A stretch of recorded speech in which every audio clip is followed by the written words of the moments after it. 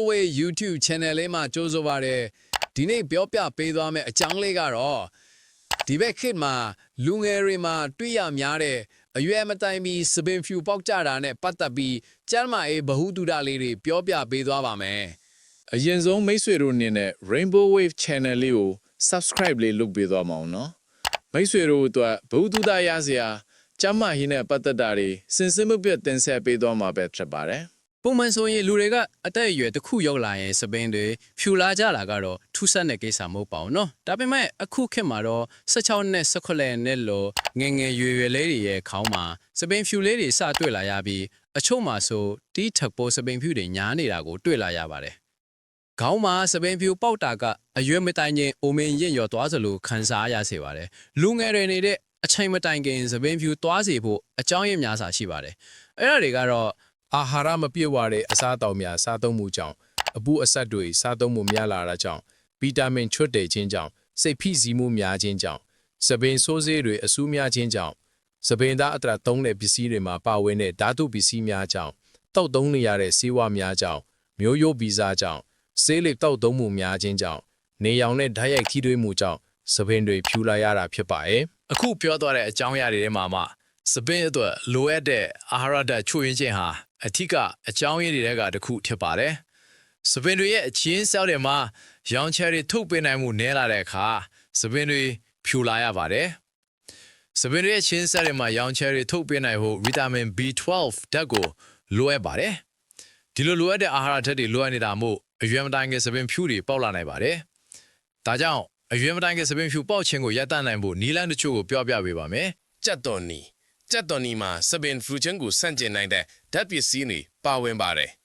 ကြက်တော်နီမှာပါဝင်တဲ့အင်ဇိုင်းကမျိုးက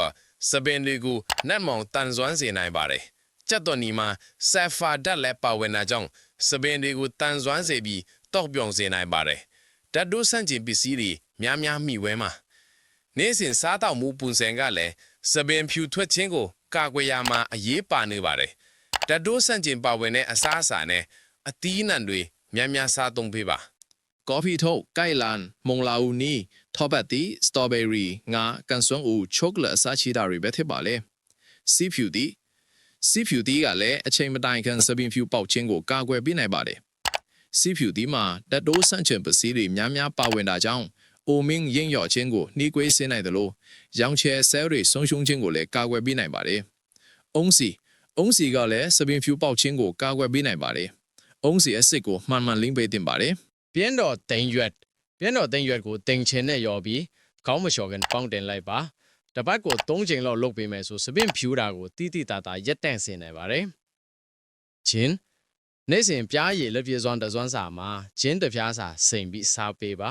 ဂျင်းကိုနှုတ်ဆင်းပြီးသုံးပေးပါနှက်စစ်တပတ်ကို3ချိန်လောက်နှက်စစ်နှစ်ပြေစွမ်းတစွမ်းစာလောက်စားသုံးပေးတာကစပင်ဖြူတာကိုတက်တာစေနိုင်ပါတယ်စိတ်ဖိစီးမှုကို short ချပါတနေ့တာလုပ်ငန်းဆောင်ရာတွေမှာ